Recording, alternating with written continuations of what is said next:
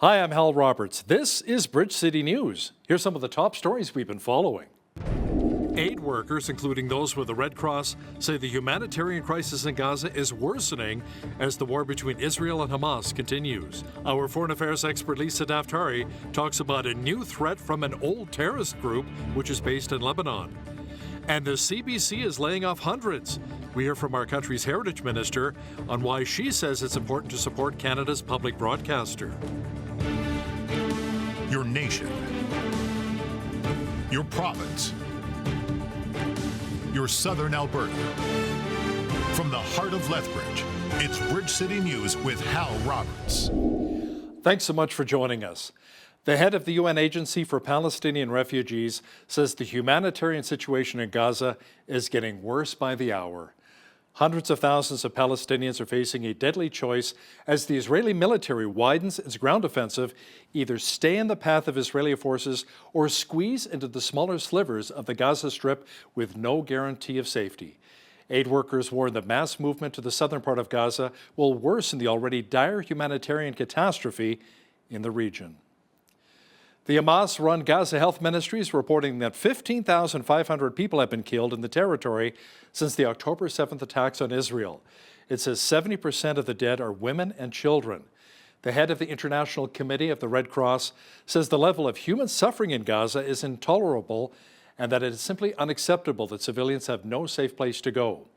Israel says it targets Hamas operatives and blames the civilian casualties on the terrorist group, accusing them of hiding and operating in residential neighborhoods. You know, it took 56 days for the United Nations to condemn Hamas's multiple rapes of Israelis.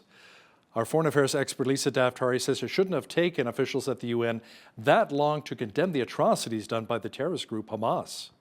How many times a month do we say, what the heck is going on at the UN? Why do they put the Iranian regime at the head of committees dealing with human rights and women's rights? Why do they condemn Israel over terror groups like Hamas? And what took them so long? Maybe they felt as though if they acknowledge that rape happened, that they burned children alive, that they chopped off women's breasts and played with them, that they would have to say that October 7th happened, that Hamas is a terror organization, and they would have to condemn them. And they just didn't want to. Our foreign affairs expert Lisa Daftari from the Foreign Desk will have more on the war between Israel and various terrorist organizations coming up later in our program. A demonstration took place at COP28 in Dubai in support of Palestinians in Gaza. The UAE has strict rules against demonstrations, but allowed this one to move forward. There is no climate justice. No climate justice. No climate justice. Indigenous peoples in Australia, we have to remember our history. Apartheid actually came from Australia, from the White Australian policy.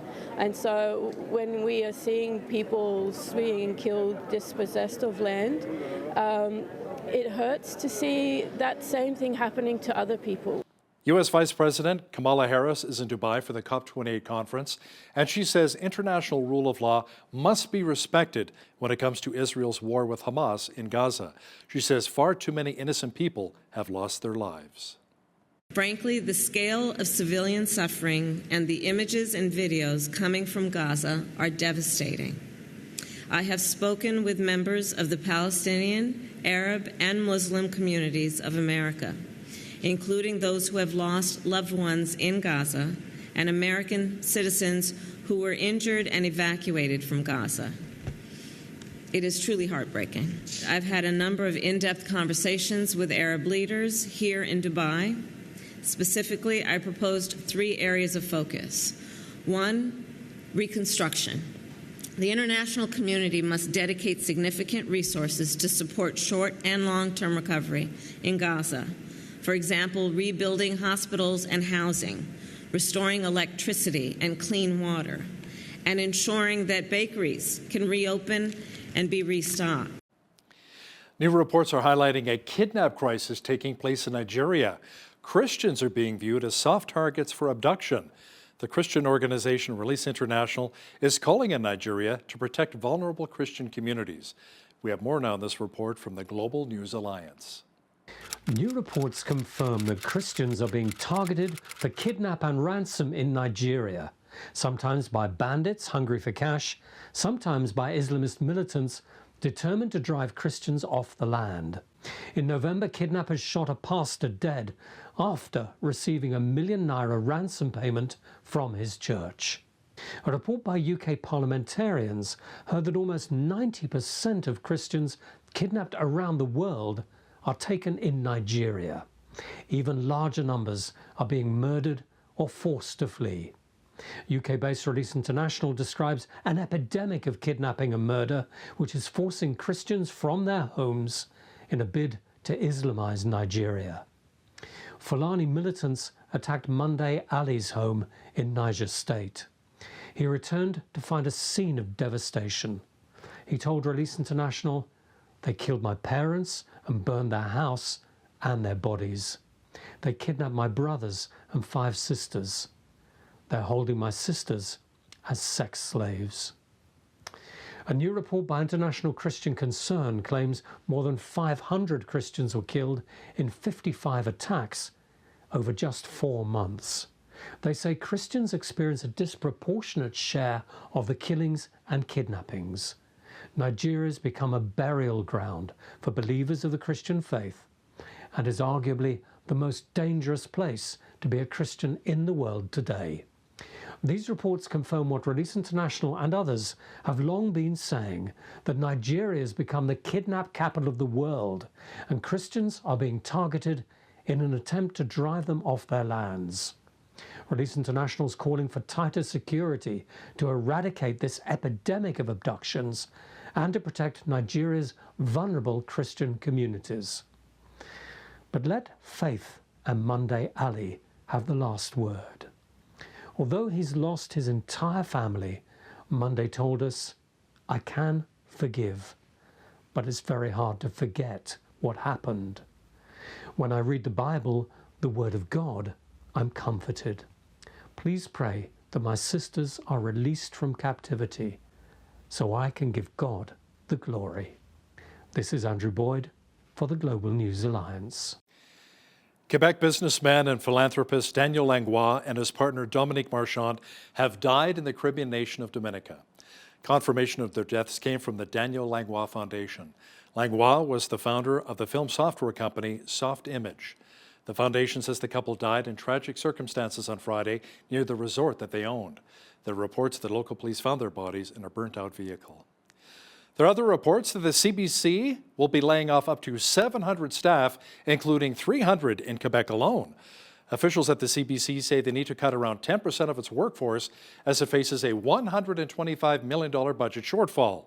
Our country's heritage minister, Pascal Saint-Onge, says, like many news organizations, the CBC is hurting right now. She says the feds will be there with more federal tax money to support our public broadcaster. We brought back the $115 million per year that was cut by previous government. And we've also increased our funding during the pandemic because we knew that they were facing additional costs due to the situation. And this time again, we'll work with the public broadcaster because we believe in the public broadcaster and making sure that the service is available to all Canadians in all regions. And that even though there's a very difficult media crisis impacting all our broadcasters right now, we still need to revise and the CBC Radio-Canada's mission and mandate and make sure that it fits the current situation, but still making sure that we have a strong public broadcaster. So how much are Alberta's MPs costing taxpayers right now? Recently released numbers from the House of Commons outline the summary of expenditures for the first quarter, which ended on June 30th. Our province's 34 MPs spent a combined total of close to $3.5 million, or an average of $102,700 per member. That's higher than the national average of $93,000 per member. Ron Liepert for Calgary Signal Hill came in with the highest expenditures. The Conservative MP reported more than $137,000 in expenses during the 3-month period. 5 MPs submitted $0 in hospitality expenses, indicating some numbers may be underreported. Now here in Lethbridge, Rachel Thomas's constituency came in 6th spot with just under $119,000 during the first quarter. That includes $62,000 in salaries for her and her staff, $34,000 in travel expenses, just over $1,000 in hospitality expenditures, and $21,000 in contracts, advertising, office leases, and operations. As you've heard here on Bridge City News, Google now has a deal in place with the federal government to ensure that Canada's news organizations will be compensated for their news content. But apparently, not all news groups. Lethbridge MP Rachel Thomas joins us now from Ottawa to explain. So Rachel, will Bridge City News be receiving any of the $100 million annual payment Google will be dishing out through their media fund? Well, hell, I guess time will tell. But what I can say is, according to the Parliamentary Budget Officer, 75% of these funds will go to the CBC, Rogers, Bell, and Chorus Media. And what we know was confirmed by the minister is that the CBC has 1/3 of all journalists in Canada. And based on the draft regulations, we know that the money will be divvied up according to the number of journalists an organization has. So if CBC has 1/3 of the journalists in the nation, one can surmise that the CBC will therefore be getting about $33 million, or 1/3 of the $100 million available. By the time you take another big chunk of cash and distribute it between Rogers, Bell, and Chorus, it leaves very little to be distributed among the smaller local ethnic outlets in the country. And so I think, unfortunately, a lot of those media outlets that thought this bill was going to help them are sadly going to be left out in the cold. Have you heard if the federal government is any closer to a deal with Meta so that many of our 44,000 Facebook followers can gain access to our news content once again?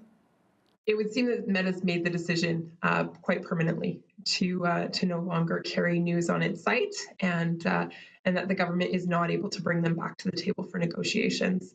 But I think it's important to highlight that this really could have all been avoided. Bill C-18 was a disaster right from the beginning, and the government knew it. They were warned by numerous experts. And Meta was transparent and Google was transparent as to what they would do. At the end of the day now, Bill C-18 actually isn't being applied to anyone. Meta walked away, so it doesn't apply to them. And Google has been granted a government exemption, so it doesn't apply to them. So Bill C-18 is now this bill that just floats out there, but actually doesn't apply to either of these organizations that it was meant to regulate. And that's because of the government's screw-up. Thanks so much for your time today, Rachel. That was Lethbridge Conservative MP Rachel Thomas joining us from Ottawa. 60 people gathered Sunday on Winnipeg's Langside Street, which was the site of a quadruple homicide a week ago. The 4 victims died after a shooting at a home, and a 5th person, a 55-year-old man, remains in critical condition in hospital. A memorial fire was burned for 8 days in Lake St. Martin First Nation, where 2 of the victims, who were sisters, are from. Jamie Randy Felix is in custody and has been charged with 4 counts of second-degree murder and 1 count of attempted murder.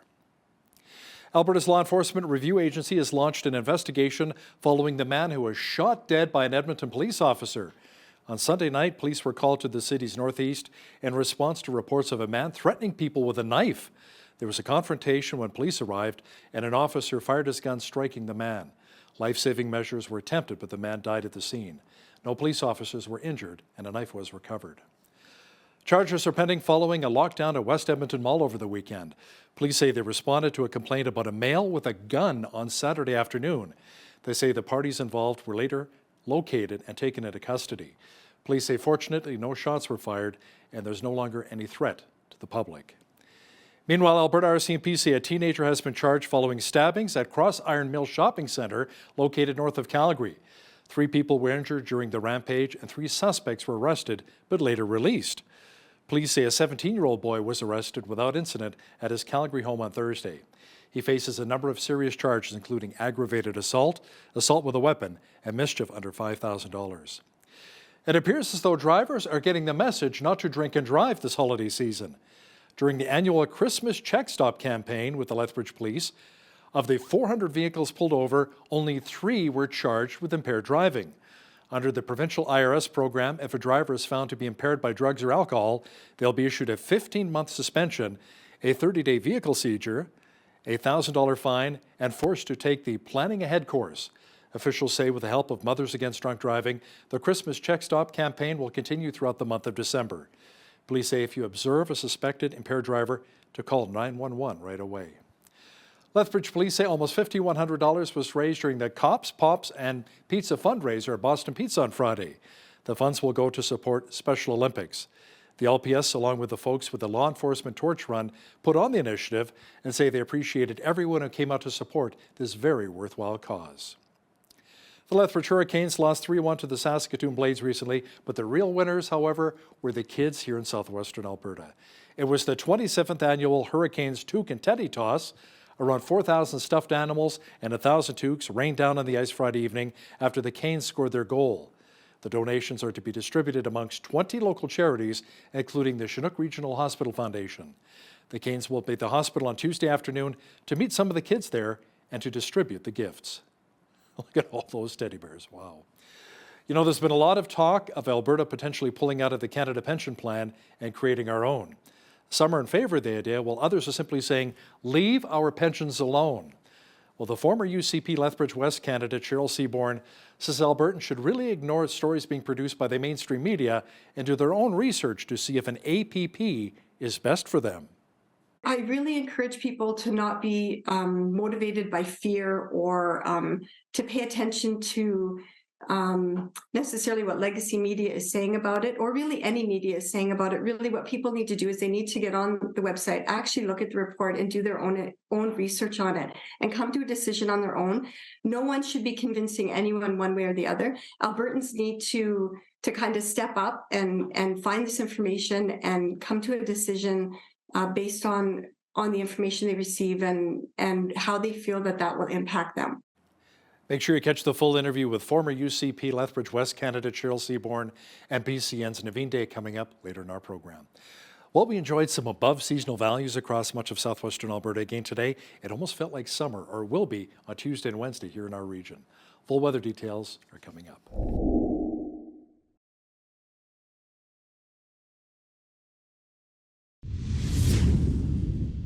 Well, we enjoyed some mild temperatures in Lethbridge again today under a mainly cloudy sky. Tonight, more clouds are rolling in with a low near 6 degrees. Tuesday, we should see a mixture of sun and cloud with a balmy high of 16. It'll almost feel like summer. Very warm as well on Wednesday with a high expected near 14. A low pressure system returns on Thursday along with a cold front, bringing us even more clouds and a chance of snow mixed with rain and the mercury dipping to +1. Slightly warmer on Friday with a high near 2 degrees. Sunshine and -3 for Saturday.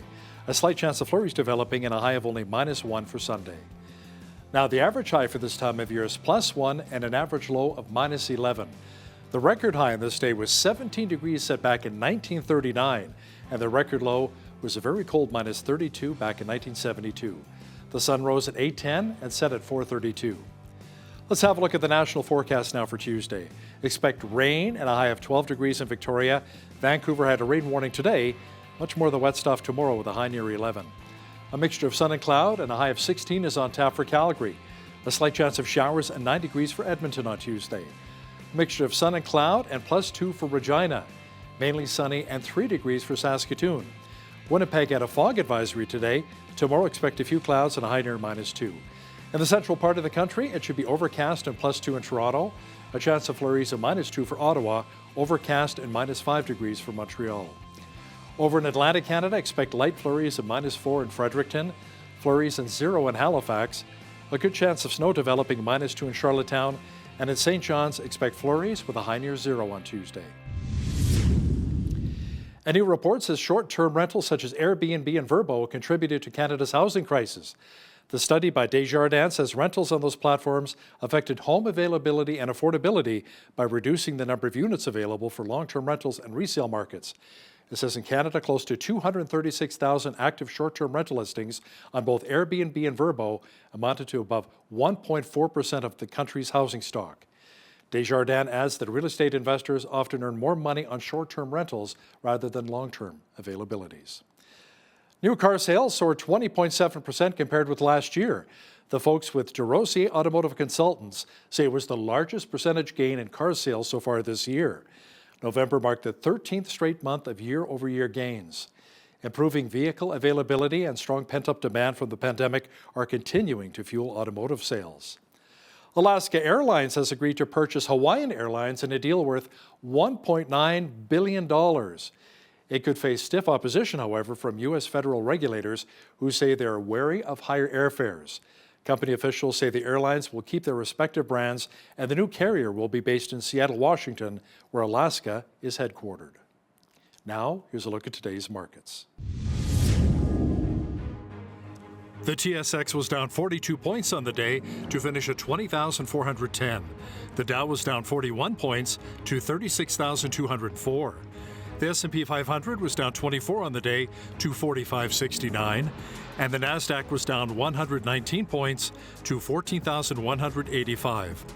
West Texas Intermediate Oil was down 77 cents to 73.30 US per barrel. Natural gas was down 12 cents to 270 US.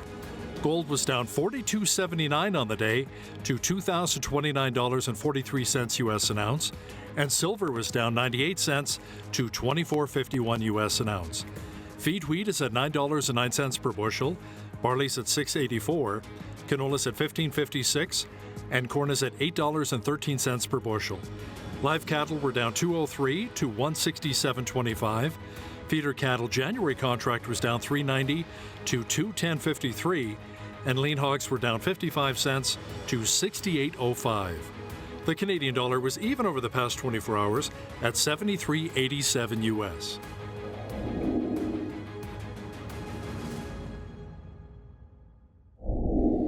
Recapping one of our top stories, it appears as though drivers are getting the message of not drinking and driving.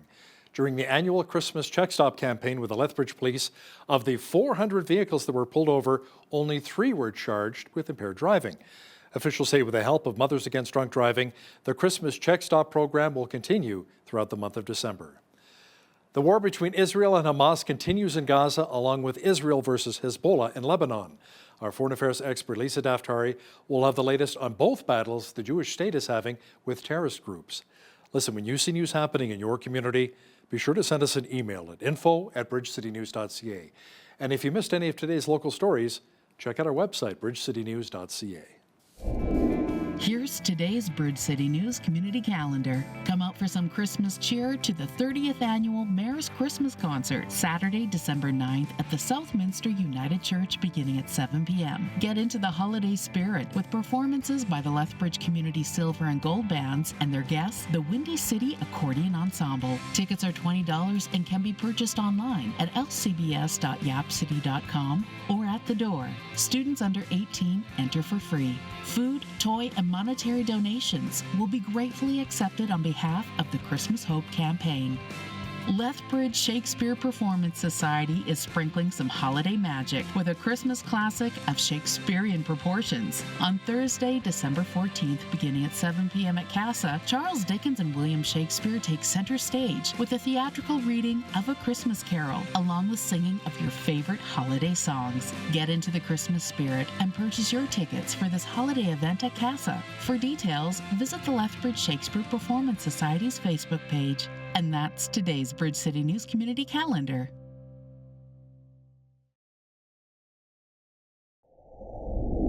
As the war between Israel and Hamas continues in Gaza, the Jewish nation is now also battling another terrorist group at the border with Lebanon. To talk about this in more detail is our foreign affairs expert Lisa Daftari from the Foreign Desk, who joins us once again from Los Angeles. Lisa, not only does Israel have to contend with Hamas, but also with Hezbollah once again. Will we see more civilian casualties as a result? This is a very complicated equation when you want to bring in Hezbollah in the north into the mix. So just as a background, Hezbollah is the number one proxy of Iran's regime. They began funding and training and giving weapons to Hezbollah in the early 80s, right after coming into power. Hezbollah is the more endowed, better trained, more sophisticated terror group of Iran's regime. So as to compare to Hamas, it would put up a much more difficult, much more challenging front, and would also stretch, obviously, Israel's resources because they are all, fully committed to what's going on in Gaza. Can they handle it? Definitely. I do believe that they can. This is a nation, a small nation like Israel, the size of New Jersey, that is surrounded by enemies and always has to be prepared for this kind of scenario. Now, the main question here is, would Iran's regime give the directive to Hezbollah to fully, engage in something of a front with northern Israel? Or are they just throwing pebbles as we're seeing now? So they're striking every single day, by the way, Hal. Even though we haven't really acknowledged this as a full heated, escalation or a war between Hezbollah and northern Israel, but it has been happening every day, and Israel has been obviously evacuating areas, getting the civilians out of the way, and obviously responding to Hezbollah's missiles. But this is where the United States come in. The United States pays hefty checks to the Lebanese Free Army. There has to be contingencies here. Rein them in, control your cancer, and don't let them get involved in this war. It will become a much more escalated war. And then obviously it goes on from there, right? We know the Houthis are in Yemen. We know there's insurgencies in Syria and in Iraq. And of course, the United States not acknowledging the many hits that they have had on their assets in the region in the last 2 months or so. So, Lisa, why not go after Iran itself as a country? If the United States approach the United Nations, say, you know what, we need to go after Iran because that's the country which is funding so many of these terrorist organizations. Hal, I have had that question for many, many years. And of course, over the last 2 months, that is the main question. We also had that question in the aftermath of 9/11, when the United States went after Afghanistan and Iraq, but we knew that there was a lot of funding coming from Iran's regime. In the one breath, the United States just put out a report this weekend saying that Iran is the #1 state sponsor of terror. So they understand that as a fact. On the other hand, they have removed vital sanctions that have allowed Iran to earn $60 to $90 billion in oil sales. They are giving them money or unfreezing assets for them to give them more money, give them more leverage. And of course, going back to the nuclear negotiating table, which Hal, you and I know that Iran will not comply with any deal, any piece of paper, any pact, or any nuclear deal. So then that becomes a question of policy. Why does the United States, knowing that they are the #1 state sponsor of terror, knowing that they are striking U.S. assets, not just our ally Israel, but U.S. assets over 75 times over the last 2 months, and ignoring that and continuing on with this desire to normalize relations with Iran's regime instead of curbing them, giving them an ultimatum? And if you remember, they pussyfooted around the idea that Iran was even involved in supporting Hamas in the October 7th attack. It took a very long time for the Pentagon, for the State Department, for the White House to connect the dots for us. We knew it was there, but to acknowledge the connection of Iran's regime in all of this. And of course, Hal, you and I, we spoke about the exposés, the reports that came out that we know Iran's regime not only funded, but trained the militants that went in on October 7th. Lisa, Muslim American voters have vowed not to support U.S. President Joe Biden in the lead up to the next presidential election next year over the Gaza war. And there are reports that Muslim leaders in 9 swing states have launched a campaign to kick the commander-in-chief from the White House.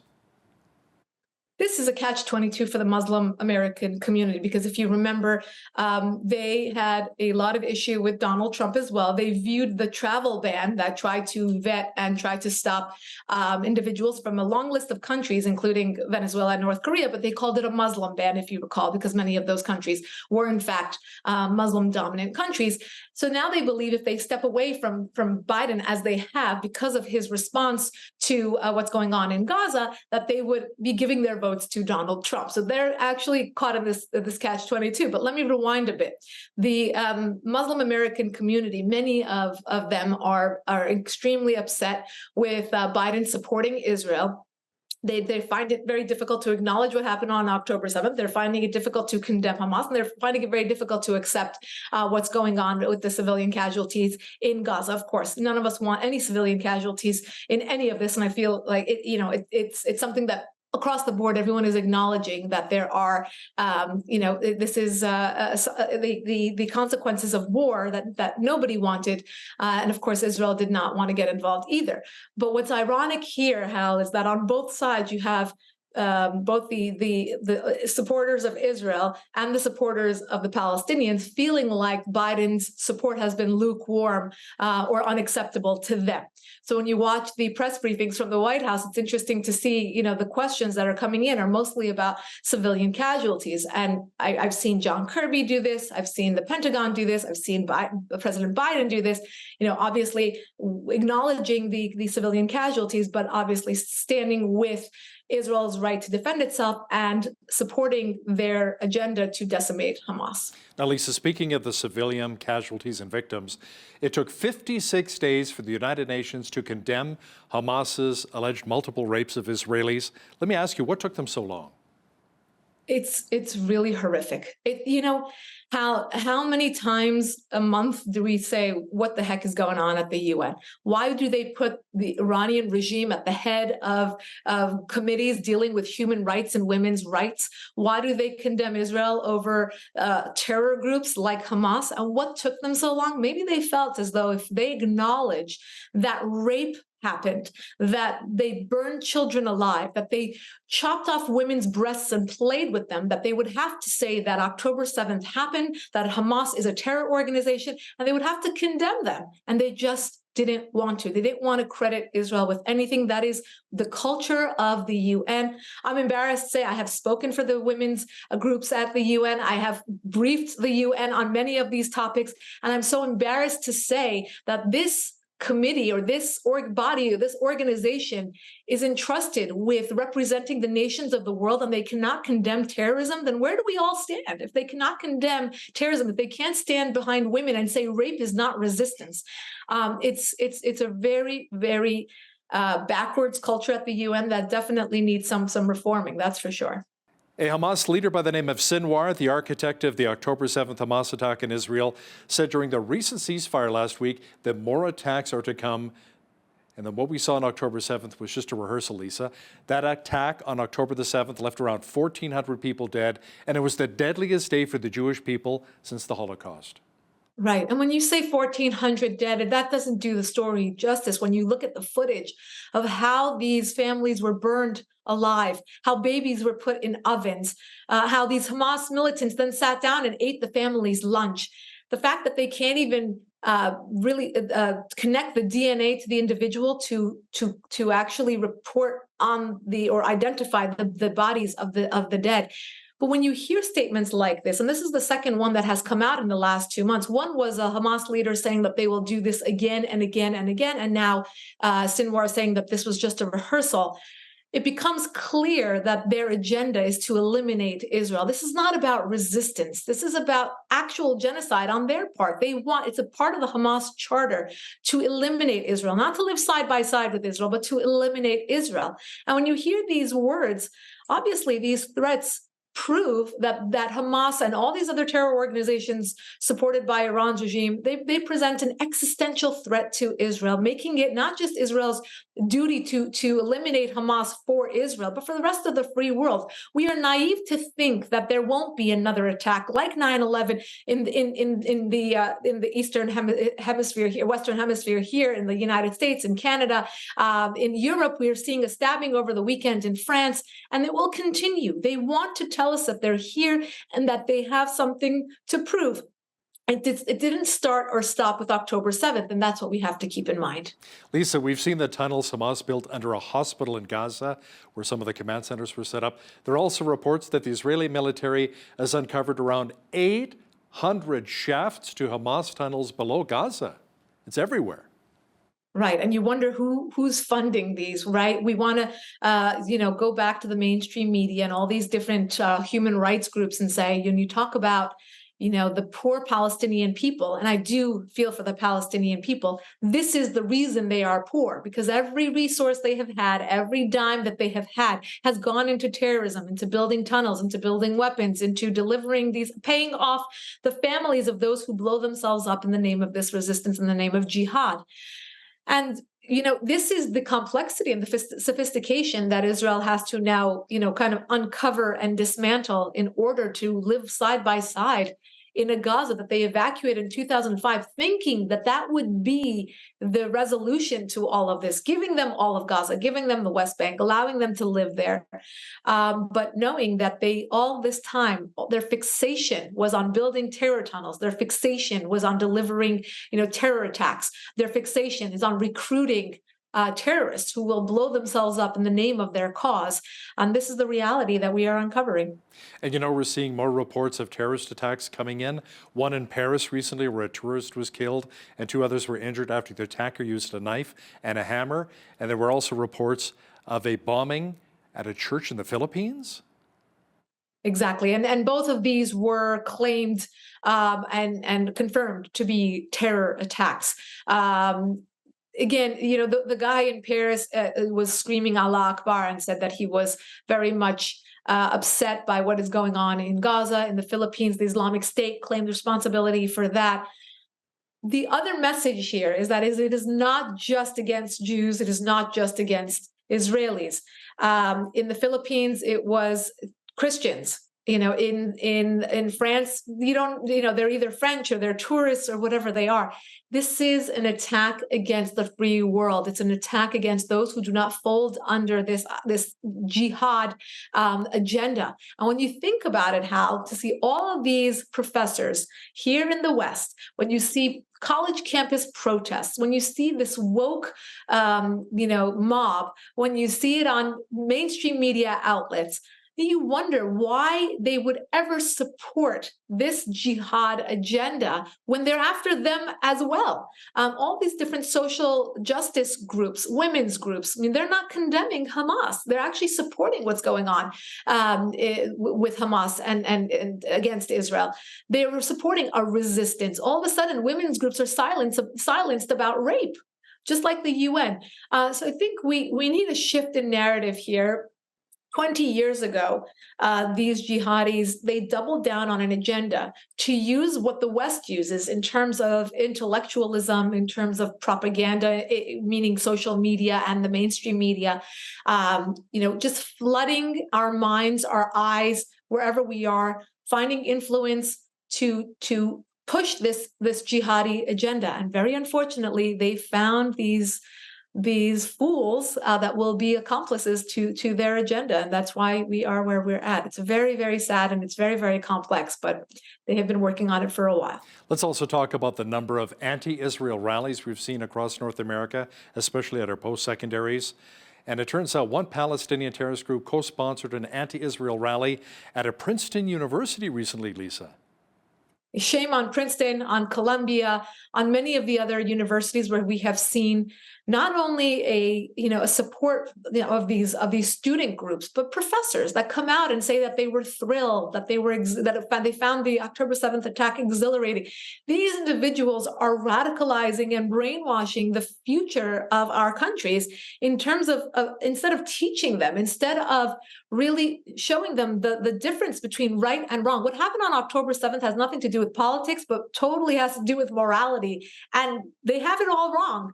I'm talking to a lot of parents who have children under that age of college age, and they're saying if it continues the way it is, none of us want our kids to go to college. That's a crazy thing to say, but that just goes to show you how much that college culture has deteriorated. You don't go there to become enlightened, but you go there to become brainwashed by professors like these who support and push this radicalized agenda. Interesting how a lot of parents talk about homeschooling their kids when they're younger. Maybe we'll have to do the same thing for the kids when they go to college or university, or just take all your courses online. She's the host of the Foreign Desk and our foreign affairs expert, Lisa Daftari. Thanks so much for joining us once again from Los Angeles. My pleasure.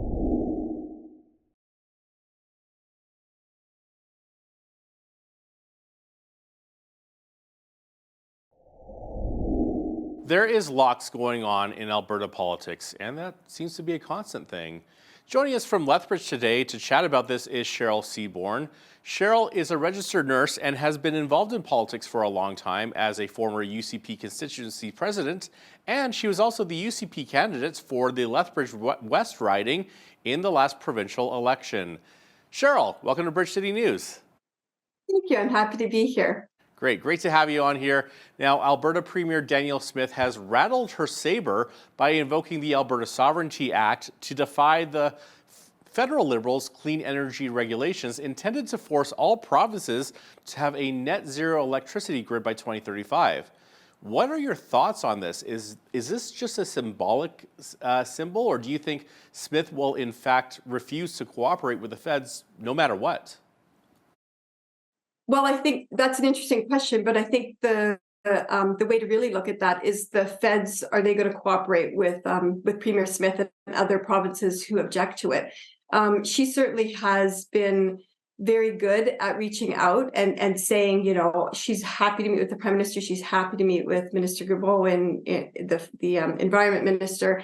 They haven't been as willing to meet with her. So I think that that's the direction that the question really needs to be, is are they willing to actually meet with the premiers that are having a difficulty with this? And it would appear the answer is no. They continue to push forward with their agenda. And so do I think that she's rattling a cage here? I think push come to shove, she will use that Sovereignty Act to benefit Albertans. I mean, I can't totally speak for her, but it would not surprise me to see her do that. I think that the federal government needs to take note that they have been found twice now with federal courts recently that they maybe are overstepping their jurisdiction into provincial territory, right, and they need to take a step back. And so they are not really regarding those things very seriously. And so this is really an issue with the federal government. And I think Premier Smith is going to do what she needs to do to protect Albertans and to protect Alberta, the interests of Albertans. And there are some concerns that not playing nicely with the federal government will create some uncertainty for businesses considering investing in Alberta. On the other hand, Premier Smith is even going so far as to say she would consider creating a provincial crown corporation, allowing the government to build its own electric plants. Is that a good or a bad idea? Well, let's address the first thing, which is about investments. And interestingly enough, and I know that our opponents also within Alberta have suggested that might be the case, that we would lose investment, but we haven't. Actually, investment in Alberta goes up year over year. And one of the latest investments, of course, comes from Dow, who's investing quite a lot of money in the Path to Zero program that was announced last week. And that's actually a huge investment. And it actually shows Premier Smith is willing and wants to be able to use technology to be able to get to zero emissions. That isn't something that Alberta is against. We're not against climate, working towards climate adjustments to make sure that we're not, you know, putting more carbon out there than we should be, but we want to do it in a reasonable way. We have to look at what's best for Alberta and be reasonable about it. And so I think that that's a good example that actually investment hasn't left Alberta. Investment continues to come. We have low business tax here. We have low cost of living here. And so there's really good things that way. Now, a crown corporation is an interesting prospect, isn't it? So we see that that's working actually to the benefit of our neighbors in Saskatchewan, because they're actually going to not be collecting, according to Premier Moe, what he said, he won't be collecting carbon tax. And he has the ability to not have to do that starting January 1 on electricity, because they do have a crown corporation in Saskatchewan. We are not set up that way in Alberta. I think that Premier Smith is looking at doing that in an effort, again, to protect Albertan interests and Alberta from the ongoing overreach that the federal government continues to pursue, not just in Alberta, but across all of Canada in all of the jurisdictions that it's reaching. And so she is actively and proactively thinking about legal ways that she's going to be able to prevent the federal government, from continuing to overreach. And so do I think it's a bad idea? I think it needs to be looked at. I think the costs need to be examined.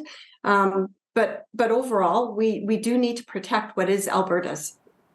Now, with the recent Supreme Court ruling that Ottawa's Impact Assessment Act is in fact unconstitutional, is there a possibility, or there is a possibility, that this itself could prevent the government from imposing net zero emissions on the electricity grid by 2035? So, Cheryl, what are you hearing from Alberta businesses on the court ruling? Well, certainly we've heard, like we all are aware, it's been reported widely in media that businesses are very excited about that outcome. The cost of doing business has gone up dramatically. The cost of doing business just generally always does go up. But with the addition of what the federal government is doing, the costs have become quite exorbitant. And for small to medium-sized businesses, it's very concerning for them. They are very concerned. And so this type of court decision helps to support the idea that we should be protected in provinces. We have to stop having that overreach happen. And I think when we look at at net zero, we really need to define what net zero is. Net zero for the federal government is saying we don't want any more oil and gas. We don't want any more carbon at all.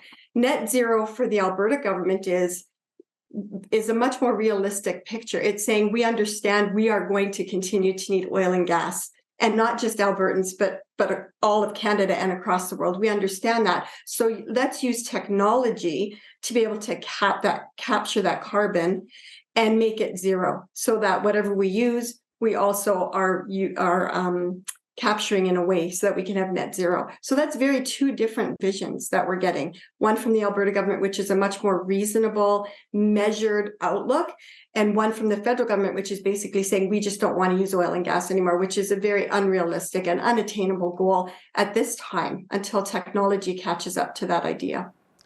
And by invoking the Sovereignty Act and promoting an Alberta pension plan, how do you think this affects our province's leadership role in Canada? And how do the other provinces regard us? Yeah, and I think it depends on what province we're talking about, for sure. Let's name a few then.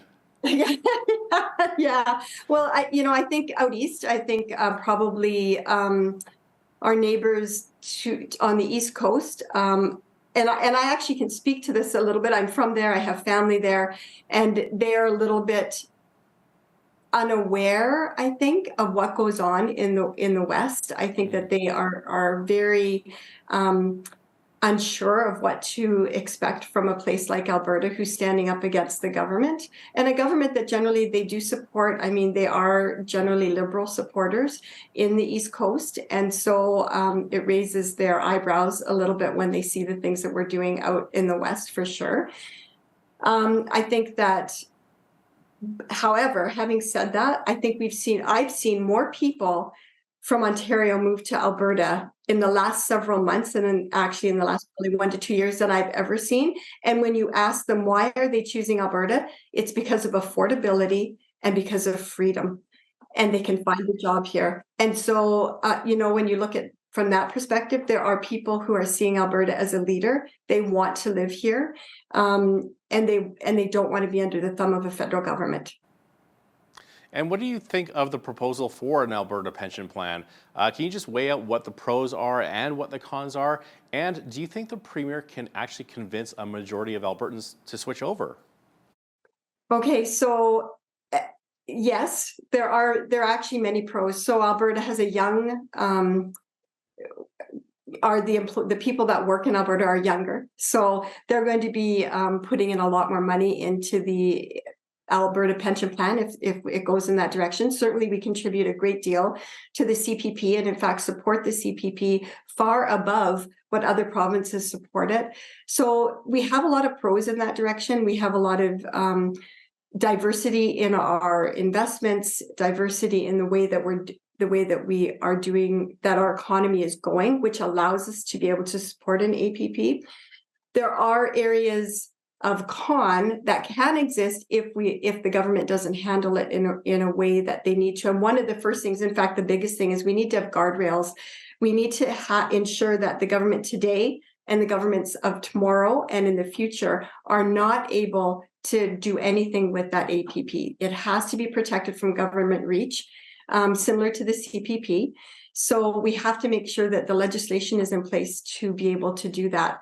There are some complexities that are involved. Quebec has had their own pension plan for quite a long time, and we would probably want to reach out to Quebec's example and be able to follow the things that they do in order to keep their pension plan safe, and reach out to them and maybe coordinate a little bit with them as well. There's a lot of coordination that's going to have to happen with the federal government.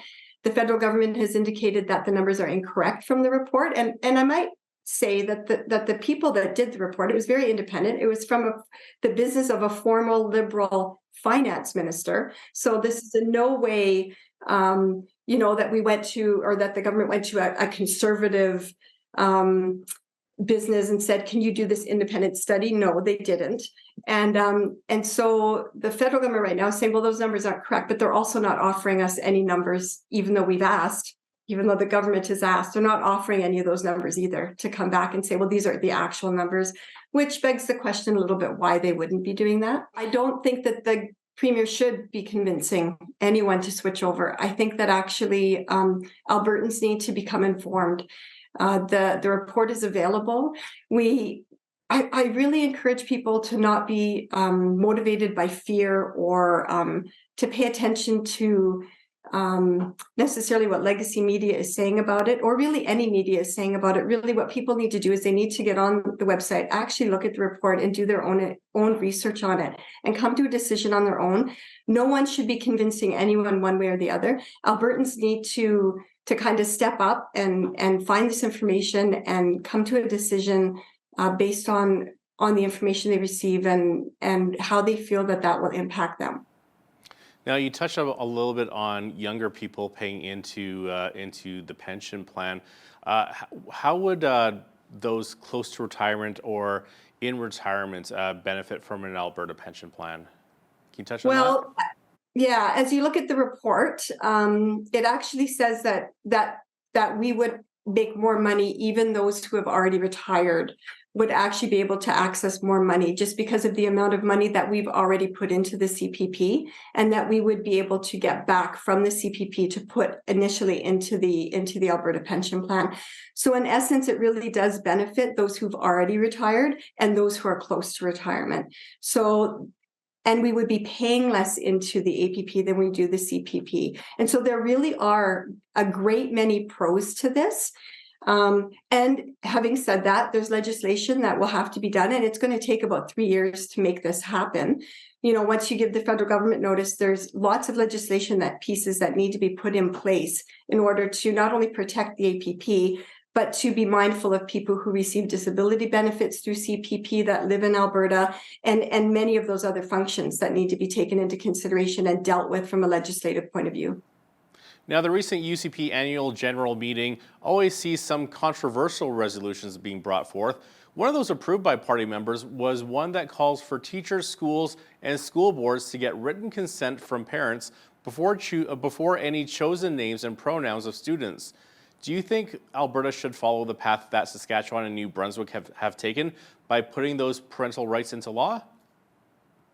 So, yes and no. I think that the grassroots of Alberta, and I've heard from many Albertans who are concerned about some of these things that are being hidden or done with their children in a school setting. But I think actually the real question is not about whether we put something in law as Saskatchewan or New Brunswick did, because honestly, another government can come and undo that law, right? And change that law. What really needs to be understood and accepted is that parents have the first right to teach their children and to raise their children the way that they believe they need to be raised, whatever that means to them culturally, by race, by religion, whatever that means to them.